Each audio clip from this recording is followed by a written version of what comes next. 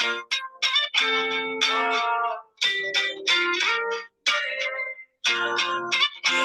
you always in the mood? Fuck around like I'm brand new. I ain't tryna tell you what to do, but try to play cool. Baby, I ain't playing by your rules. Everything look better with a view. Why you always in the mood? Like I'm brand new. I ain't tryna tell you what to do. We are back. Season, I don't even know, year 11 of the Paradise Valley podcast. Week 3, we're recapping it. What's going on to my co-host, Pat Jamross? How we doing, boys? I think it's year 6 or 7. We've been going strong for a while. Yep, still only get 15 views max, but we're still at it.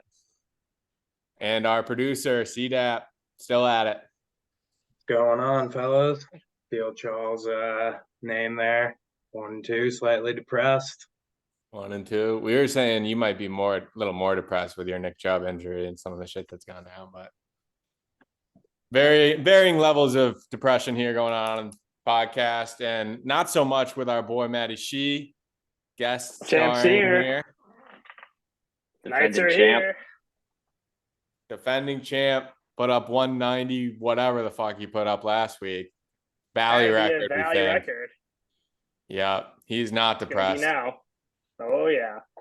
I debated looking it up, but I was like, that's too much work. But it's definitely the record. Too much work. Yeah. Yeah, you hope like at some point. I mean, they've added in like the league history. Like maybe at some point they'll add in some like league history or league records, thing like that. Like maybe they've got it hidden somewhere. All right, so let's get into it. We're gonna do a little standings overview, look at some of the top players, some of the potential league winners around the league, talk about some disappointments around the league, talk about some rule changes, and then maybe we'll just shoot the shit to end it, kind of hot takes. We'll see how we're feeling. How's that sound? Sounds like a plan. All right. Love it. Dappy's got the standings up. What do you think? Let's start at the top. 3-0 Joe Dim. What do you think of that, Ross? I mean, our producer said over like, hey, let's look at the standings and talk about these couple points like contenders, overrated teams, clown suit contenders. And I think you got to start with Joe Dim as the most overrated team in the league, like by far. I mean, it's not even close. You go and look at that guy's roster this week, and I'll be the first one to say projections don't mean shit. But when you're under triple digits in week 4 before buys and a ton of injuries have kicked in, there's issues there. I know he's missing Eckler, but it just feels like a very lucky 3-0. I know he beat Dap scoring like 80 something week 1 and then snuck one out with 31 from his defense. I mean, the potential's there. Jalen Hurts is a stud, but when we're just talking about contenders, when we're looking at the other 3 teams who are above 500, it just feels like they're the clear worst out of the 4, in my opinion. Sheehan, what do you think of that? You look at his points for as well. I have it on my screen. I have it sorted down. Hit the sort button on that. Dim is rated at what? Is that 6 or 7 there? And the top teams it's not even close. Yeah, you and Lane are the only 2 over 400. You're way up there. I don't know. Yeah, Dim's team. I was looking at it going into this week. I was feeling good. I felt like I liked my chances, and still coming out of it, it didn't feel like, man, he beat me with a better team. It just felt like things broke a certain way. I didn't score a single touchdown except for Trevor Lawrence throwing it to his receiver, Kirk. So he was, I mean, he beat me, but it just, like you guys are saying, doesn't feel like a 3-0 team. Lane, on the other hand, I feel like I like his team, the team he's put together. I wasn't a huge fan of it coming out of draft day, but I think if you have to pick one of the 2 teams to be a more legit 3-0, it's definitely Lane. I agree. I mean, he had Jonesy go week 1 and had a big game, but he's been out, and Justin Fields has really been underperforming. And we'll get into this topic later around defenses, but he has had some big games from the Cowboys early on. But I mean, James Conner's getting a ton of touches. Devontae Adams is still the stud he's always been. And Keenan Allen, I mean, if that man can stay on the field, especially with Mike Will out, what, he catch like 15 or 16 passes last game? Like, that's wild, especially in a PPR league. Like, those points add up on top of the yards. So, I think when you're looking at contenders, I think Lane's definitely up there, and our co-host Sheehan, that squad's looking pretty lethal. I mean, I don't think Mostert's going for 40 every game, but he still put up 150 points without Mostert, so a lot seems to be clicking with the Knights as well. Yep. Yeah. Let's do this. Let's do four playoff teams. We each give our 4 playoff teams.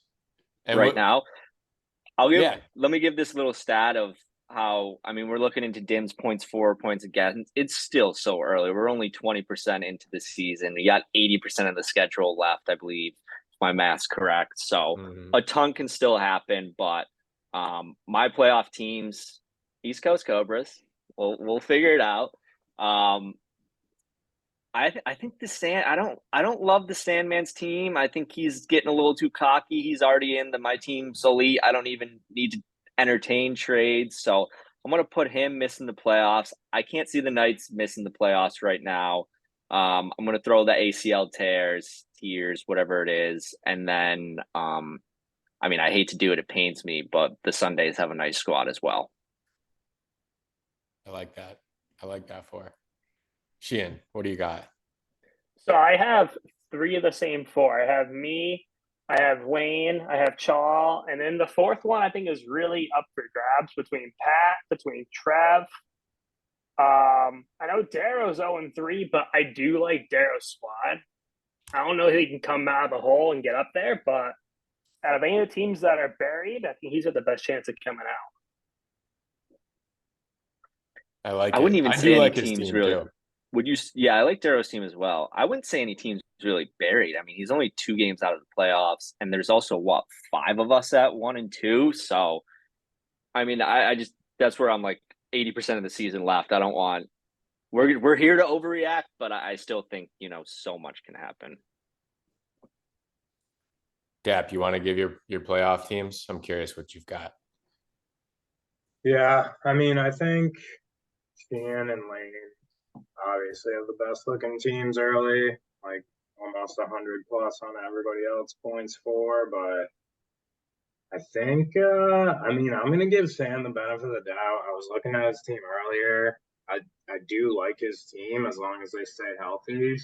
So like I'll put him in the playoffs. And then I gotta think we figure it out. I gotta think Kamara revives the squad and we avenge Nick Chubb. And we make it in there and we make some noise. Like you said, you have to think that. So yeah. You didn't think that I'd be concerned. All right, what about you, Kamish? Go ahead. Before we rotate something else, we're going to rotate. I have Fantasy Pros up right now. They have a rest of season top 4 standings. They have me 1, and then they have the Bakers 2, and then the Nest 3, and then the Sundays 4. Wow, very interesting. That is. I was going to make a comment about like if C-Mac gets Kupp and Taylor back at what Kupp and Taylor can be. I mean, that's a good team for sure, but I don't think it's any guarantees. I mean, McVay hasn't said much about Kupp, and then I just don't see the Colts being like, hey, JT, it's week 5. We're going to take you off the IR. Like, I think they're kind of like trying to fuck this dude and be like, oh, you want to play? Like, we're not going to let you play. We're not going to let you show your value to the rest of the league. I think there's some shady shit going on in Indianapolis. So, but of course, that my point is being like, I understand why Fantasy Pros would be like, oh, well, JT and Kupp on C-Mac's team, like that makes his projections so much higher. I mean, it's also like, is he going to be 1-4, 1-5 before they come back? Yeah, true. Yeah, a solid team on paper is a lot different than showing up and getting dubbed. So we'll see on that one. For me, Sheehan, I think, has the best team. So even though he's 1 game back, or best combination of team and record and just best player in Tyreek Hill. So got to put him in there. Got to put myself in there. Couple of frustrating losses. It's definitely down this morning, but getting back into it, I'm feeling good about the rest of the way. I've got Sheehan this week, so that's tough. But then I'm going to put in, I like Trev's team. I'm going to put Trev in there. I think Josh Allen's going to really carry him. And then he's got solid receivers. And honestly, I'm tempted to not put Lane in there and have both the 3-0 teams drop because I love Lane's wide receivers too much to do that though. His running backs aren't terrific, but I think you got to think Goddard's going to start scoring some touchdowns, and then the combination of Amon, Keenan Allen, and who's this third guy? I was just looking at it. Devontae, right? Devontae, yeah. So I feel like he's gonna sneak in there. So Sheehan, Trav, myself, and Lane for me.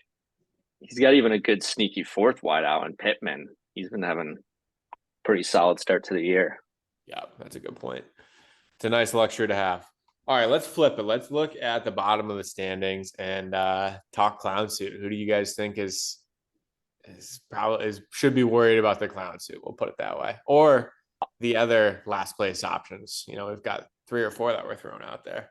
Yeah. I mean, I'm on paper, team's definitely not looking great. I don't think Dappy's team's looking great.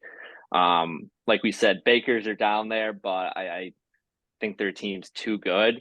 The team that, I mean, Dappy, if you want to click on it for the viewers, the Happy Land Trippers, like their starting lineups okay.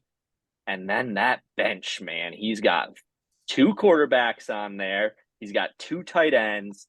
And then he's got the wide receiver 3 and 4 on the Kansas City Chiefs, which, I mean, we all know the Chiefs wide receiver room is a crapshoot. And we'll throw in Rico Dowdle to figure it out. You know, I mean, once buys start hitting, I know he lost J.K. Dobbins, so he's already got hit with an injury, but I mean, I just can't see him surviving this season with that roster. I mean, DeAndre Swift, I'll talk about him in a little bit, but we know his injury concerns, CMC's injury history, Garrett Wilson playing Hopkins. Yeah, Wilson playing with Zach Wilson. So I don't know. When I was just going around trying to find trades and I saw this team and I was just like, whoa, I just don't see it out of there. And Joe Burrow doesn't look like himself. So I put him as the clear favorite, in my opinion, for the suit in last place. And I think, you know, we'll throw C-Mac in that his name in the hat as well, because I mean, we talked about what the team can possibly be on paper, but then you go and look at it, and he's lucky to have a win on the schedule so far. I think that was against you, Caleb, too, with another defense having a solid last night. So those would be my top 2 teams right now. Fuck yeah, and unbiasedly myself.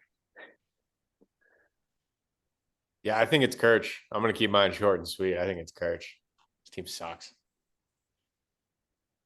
I think he's just trying to bet. You know, he's just betting too many next touchdown Kansas City Chiefs. Seriously, I don't know. Shane, you got yourself in the clown suit or what? I don't have myself in the clown suit. I mean, I agree with you guys. I think it's Kirch's team. I think Burrow's in big trouble. He can't put any pressure on that calf. He can't, throw more than 10 yards down the field. Like, he's not getting any touchdown airtime there, any big plays. And I think it just starts with there and goes down. You got no depth. I don't really care for his wide receiver room. I like Addison. I'll give him that. But I don't like Garrett Wilson, especially with, moron throwing the football. And I don't know. I don't see it. And Kirch is a competitor, though. He'll trade his way, so maybe he won't finish in the suit. But if it stays how it is, I don't like it. He knows it too. At Kirch least, and Ross battle. He was trying to get Watt from me this morning, so he knows his wide receiver room's weak. You would hope so, man. That is. I mean, I offered him Judy, and he wanted nothing to do with it. Yeah, I mean, he only wanted to talk. I want nothing to do with Judy either. I didn't offer it to you. All right. Should we move on to Should we move on to league winners? Some of the top guys. I'll start us off. I guess we could do like maybe 2 guys each, one guy who's been solid and we think is going to continue to be solid, and maybe one guy who's been not so, or he's been solid but might drop off. All right. I have So I did breakout league winners, then I also did cool off, stay hot. But that's fine. I'll figure it out. All right. You start because you sound more prepared than I am. I got to do a little research. Yeah, me too. All right. So I mean, I got a lot of guys, so I'll just list. I think league winner breakout. I think that fab from week 1, people may be talking about it in week 13 for Kyren Williams. Just the amount of touches he's getting in a pretty competent offense. That's big. I guess this is kind of on point with the trade that went down today. I really like that trade for D Brown. I think Dim sold a little too early, especially having the cushion of being 3-0 on Tua. I mean, you're probably always going to play Jalen Hurts just because of the rushing touchdowns, but I mean, if he's going to score a lot of touchdowns in that offense and he's just going to pass it 2 feet and these guys are going to run fucking 70 yards and score for him, and that's fantasy points. But all right, so cool off. This hurts me to say, but I just don't see Mike Evans keeping this pace up. I think he's got a touchdown a game. I think he's gone probably over 300 over 3 games or close to it. So we all kind of know him as the boomer bust player over the year. Especially I'm pretty sure Lattimore always locks him up, who he's got this weekend. So it scares me a little bit. They're probably going to get a fight. He's going to be suspended. Yeah, exactly. So I see that coming. And then Sheehan's boy. I think Mostert, the guy over the last like 3 or 4 years, has probably played like 10 total games. He's 31. He's looking good, but it's tough to see that pace coming up. I also think it's the NFL. People kind of figure some stuff out. The Dolphins are good, but I think they'll get slowed down a little bit. They got the Bills this week. I mean, they played a division with the Bills, Jets, and Pats defense. You know, that's a lot of solid defenses there. So I think he slows down a little bit. It's funny. I have Kirch as the bottom team, but I also have a couple of his guys who stay hot. I think DeAndre Swift stays hot. I mean, if he can stay healthy, that's always been his kind of issue. But I think the Philly, like, I really think they're using him effectively, and he's running good. He's getting behind that line. The only kind of issue there is just what the fucking stupid play they do every time within 2. It just takes away so many rushing touchdown opportunities. But I like him as like a solid flex play, kind of what Kirch bought him as. And then I like Keenan Allen to stay hot as well. I think with Mike Will going down, the Chargers throwing the ball a ton, their defense is a mess. Brandon Staley's the worst coach in the history of the NFL. They're going to be in high score and competitive games throwing the ball. And I think that just bodes well for Allen to continue to get fed and get a lot of catches and a lot of PPR points. Yeah. All makes sense to me. I don't know how to feel about Swift. I hated him going into this year, and now I'm kind of like, they're going to run it, and he looks like their best dude. Gainwell's just a change of pace guy, and tush push is my least favorite play. So stupid. They ran it like 10 fucking times last night. Yeah. As a Bucs fan, and facing Hurts, it was pretty tough to watch. All right, Sheehan, I'll go real quick here. One guy that I like a lot, Tank Dell on my team. I think he's going to be a stud. I probably didn't need to put any fab bid in for him. No one else did, but I'm glad I got him.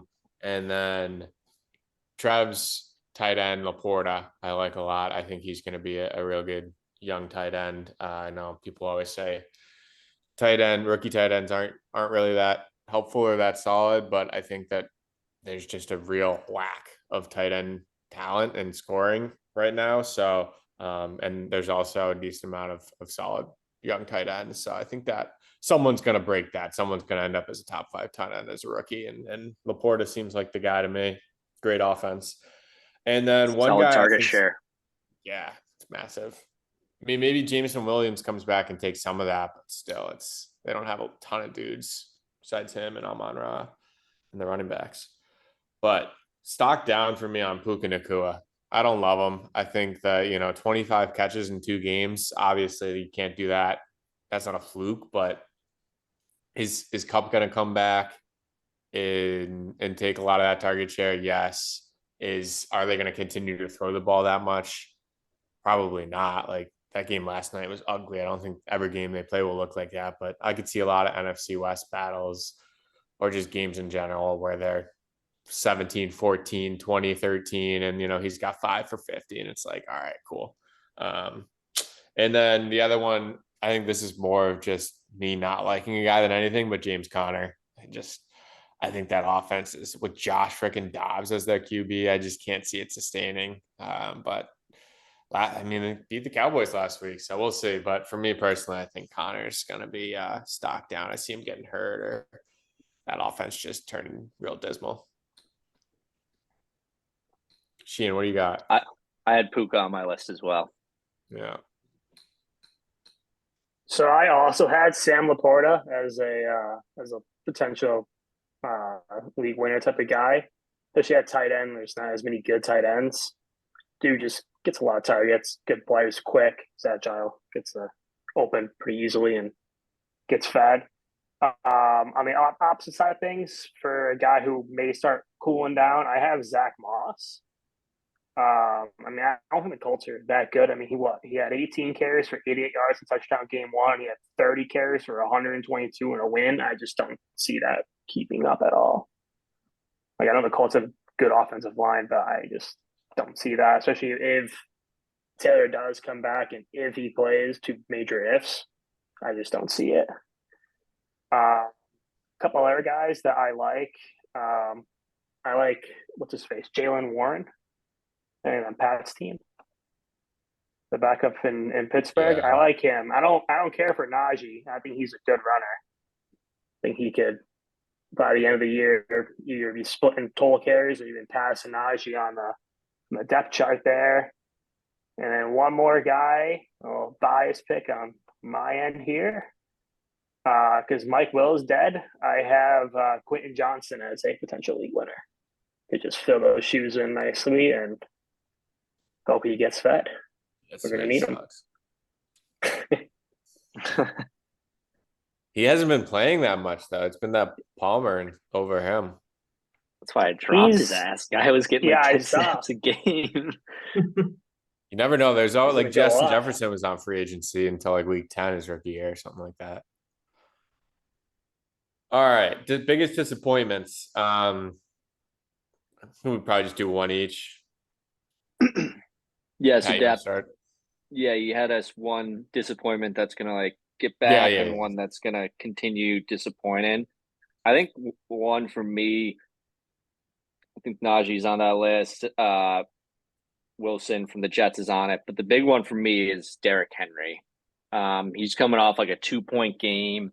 I don't think the Titans are going to be that good. Tannehill's trash. I think they may switch to that rookie QB they just drafted, or the one they drafted last year, and he's almost 30, which I didn't even realize. So, there's a lot of wear on those tires. The guy's been doing like 30 carries a game for the past 4 or 5 years, and he hasn't looked that explosive. He hasn't looked like the old Tractor Cito in the past. So, I don't know. He's projected like 15 a week. I don't see him hitting those numbers. I can still see him being like a valuable fantasy player, getting 9 to 12 a week, but I just don't see him being the Derrick Henry that's putting up 30 points in a week to win you the matchup.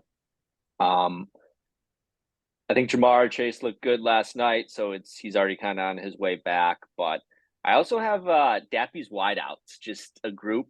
I hope you guys didn't have those in mind, but I think between AJ Brown, Waddle, I know he just missed this week, and Higgins, they've had some rough performances so far. I think there are 3 like good NFL wideouts that'll probably start producing a little bit more. Hopefully not this week, but I think the potential is there. Makes sense to me. What are you thinking, Shan?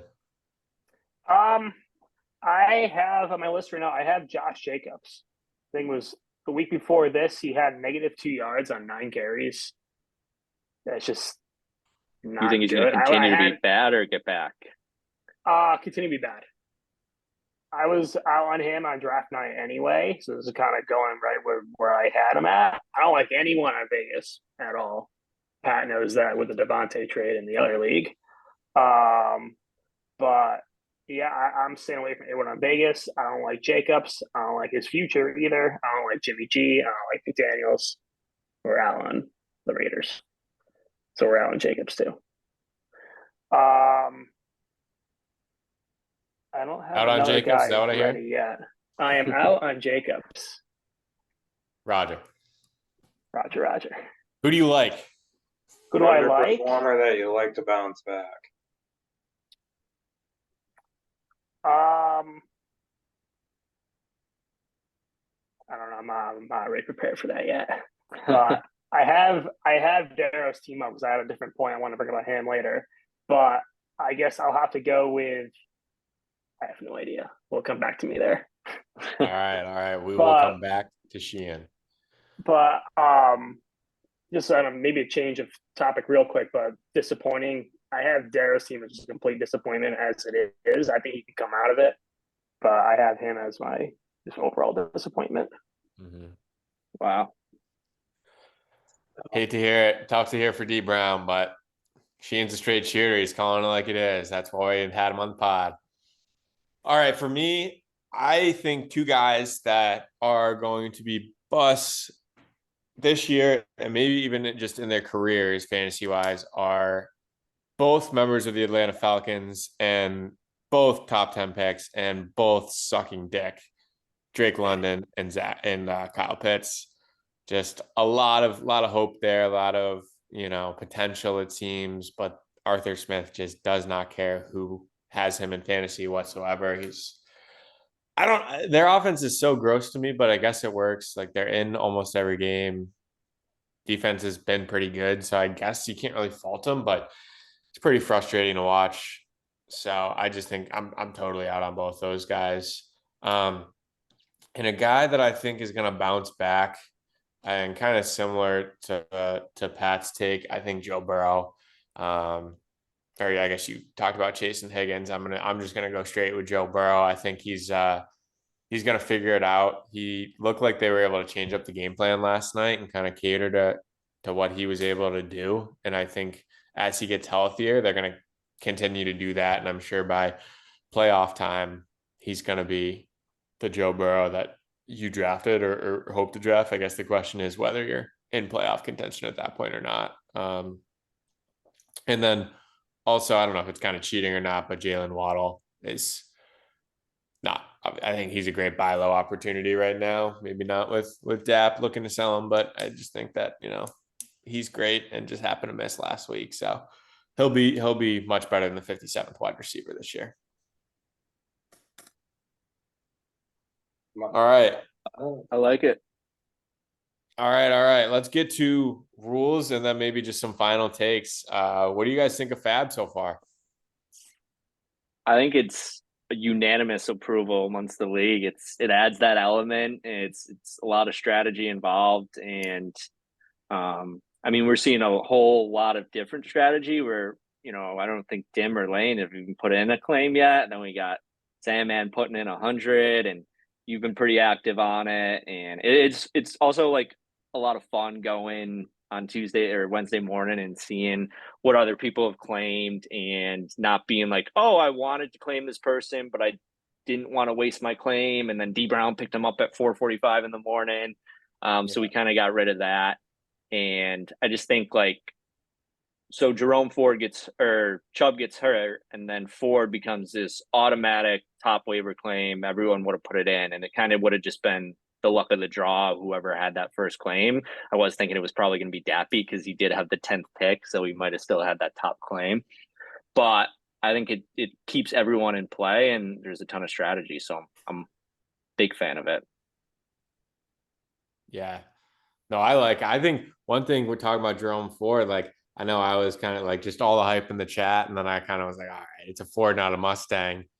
But personally, I didn't even submit a bid for him. I didn't think, he scored 2 touchdowns last week, but I didn't feel like he was going to be worth, and I didn't have a ton of Fab either, so I didn't know if I was even going to get him. And if I was, then was it going to be worth $60 for me? Personally, I didn't love him, and kind of out on Brown's offense too in general. But the fact that someone's willing to spend 100, fucking respect that.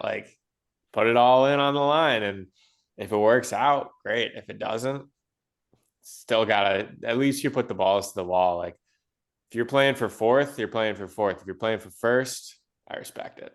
Like you got to make league winning moves, not playoff making moves, in my opinion. Like, so I think Fab definitely adds just a lot more strategy. I've been an advocate for years. I'm curious, Sheehan, your take on it, because obviously you were not out on it, but just maybe not the hugest fan of it to start.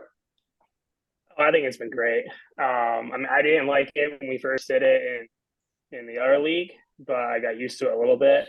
And I think it's been really good with this, especially everyone talking after the waiver wire too and seeing who's done what. It just makes it more entertaining. It's better too if you have a bad waiver claim and you can still get your guy if you want him. Yeah, how much thought went into your waiver claim for Ford, or were you pretty much like, 60 feels good? I mean, all I was trying to do all day was get a feel for if anybody was willing to put their $100 in, maybe scare some people away from betting. And I kind of got a feeling just from in the group chat that either Dim or Trev was going to toss it all down. So I was like, I'm just going to go 60 because if they don't toss it all down, maybe I'll get them with like a little bit lower.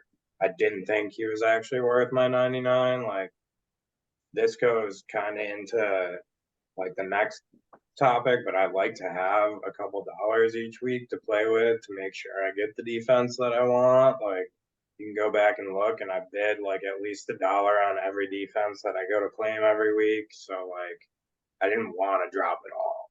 And like, I think that's something that I know he's a big advocate against it, but Trev could be regretting come playoff like push time. Like, there's a juicy defense on the waivers, and his opponent could get it instead of him because he has 0 waiver dollars. Totally. Yeah, I think that's a good transition into defenses, because it is an interesting wrinkle of like, okay, putting that $1 in, but also just the randomness of it, and who's going to get 2 touchdowns and who's gonna. So for me, I voted to keep defense, and I just kind of like how there's some randomness and some randomness, but also there's some strategy to it. Of okay, like I'm gonna prioritize this and actually think about it, and like this year put $1 towards it and save $1 towards it versus not. But also when you lose 2 weeks in a row to just massive defensive performances where you would have won if they had scored 10 or 12 or 15 even, like pretty frustrating. So I think that the kind of the way the league's going, it seems to be defense is losing its popularity. I don't know if it has a place in this league anymore, and I think a big reason for that is D Brown just beating the drum against it. But honestly, I'm kind of turning on it too. Just you look up Sam Howell's getting fucked up every play on a sack, and then losing the ball, and then throwing it right to 3 bills. It's brutal, man. Yeah, I think where I stand is I was on your side where I wanted to keep it. I think it's a fun element. There is some strategy, but my kind of 2 points are there's not like a ton of strategy. Like on paper this week, the Cowboys defense against the Arizona Cardinals was a sure-in for double-digit points, and they go negative. Like, I think I claimed the Jags, they went negative. Like, there's a randomness to it, and I don't think it's like predictive in any way. Like, you're trying to play matchups, but you truly don't know what's going to happen. And I think the second point is you can live with Jalen Waddle scoring 2 TDs against you and going for 120 because he's that type of player that's going to do that. Can you live with the Buffalo Bills going for 31? I mean, a couple of those picks were like on scoring drives where it was like, okay, the Bills are about to lose some points, and then they get some points. And to D's like big point that he brings up is, okay, we sit all off season and we try to prepare on who to take in the first 12 rounds. And then it's just like, I went and looked and Dallas was like the 6th D taken. So it's sure when Scott goes to red zone and you have a defense getting a kick return or a pick 6, it's just as sweet as, a different TD. but it's definitely losing its luster. I wouldn't, if this is an off-season discussion, but I don't think we change or add another. I know D's talked about a third wide out or another flex. So, but I mean, we have it. It's part of the league for 2023. We all knew that coming in. We gotta use it. We got Sheehan picking up 4 defenses a week. So, I think we hold our complaints until the end of the year at this point going forward, and we do what we always do and vote on it. Yep. That I think Sheehan, you're probably in the same boat. That fair? Kinda. Sheehan's a I've D always guy. liked defenses. He loves the D. I like the defenses. Shut up over there. I don't know. I feel like maybe there's a way that we can limit the points on it. Like, take away a defensive touchdown, 6 points is a lot.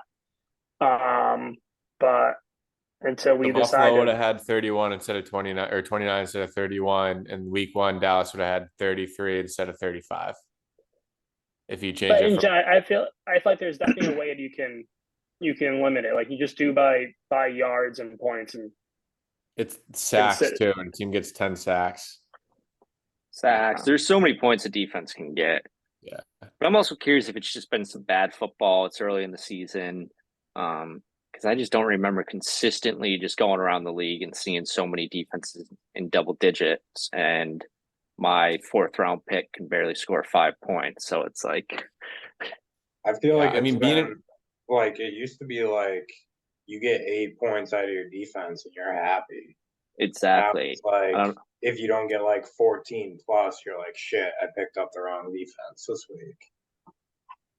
Yeah, it will be interesting to see if that holds up. I will also say, like, being a numbers guy and thinking about it, it's like if you pick someone in the 10th round or later and you're playing them in your lineup, that you're pretty happy. Like you're like most players you're like drafting, most players you're starting are people you drafted early, or maybe you got 1 or 2 flyers late round or a free agent pickup that you're happy with. So why are we forcing someone to start, okay, your 15th, 16th round pick, and like no one really put much thought into it, no one really put much weight into it, and people are dropping and adding in. Sure, there's some strategy, but it's kind of like one of the last things you think about when you're putting your lineup together each week or whatever. Exactly. And so for me, to have whatever 10-15% of your lineup be an afterthought, when I started thinking about it like that, like how much we think about defense in the draft process, especially, it just becomes like 10-15% of our scoring or our roster each week is just kind of a like flip a coin or put your finger in the air, and like dice when I roll. started to think about it like that and stopped being more of just like, well, we've always had it and most people still have it. It's like, I think fantasy in general is going away from it too. So that's my 2 cents on it. So D Brown, you're right for once. All right. Any last takes? I mean, it's hard to believe we're going into week 4 here. Obviously, you could easily see some of these teams at the top go to the bottom. Some of these teams at the bottom go to the top. I think like we'll try to get back on in a week or 2 here and catch up. But any final departing thoughts here, gentlemen? No, I think to Dab's point in the chat, it's an interesting week. I feel like this many teams at 1 and 2, it's got to be pretty rare. So there's opportunity to keep this. I'm always a fan of keeping the league tight. I never want anyone to run away with it. I want week 10 to come around and have 80-90% of the league to still have a fighting chance for playoffs. So not sure who the Bakers are playing, but we'll be rooting for them. And then I think it's one of the 2 teams. I know they're playing, so someone's going to be 4-0. And ton of value left. 80%, boys. It's a marathon, not a sprint. So some people are out of the gate fast, but some people like myself, we close on that last 100 meters. Debatable. Sheehan, what do you got? I think you guys got it pretty good there. I don't really have anything else to add on. Dap, you got any hot takes for us? Oh, Shan, put me on the spot. Alvin Kamara ends the year as RB3. All right. Well, You asked for my final departing thought is that we're playing loose the rest of the way. Fuck it, man. What do we got to lose? So watch out, man. I like it. Watch out. I like it. 1-2 is a dangerous place to be. Feed me the Spartans, man. Feed me this. He's gonna be over my house. I'm gonna be fucking teabagging his ass after every touchdown. Hell yeah, send Vince. Can't wait to send you a Snapchat of Ross depressed in the corner of his couch on Sunday.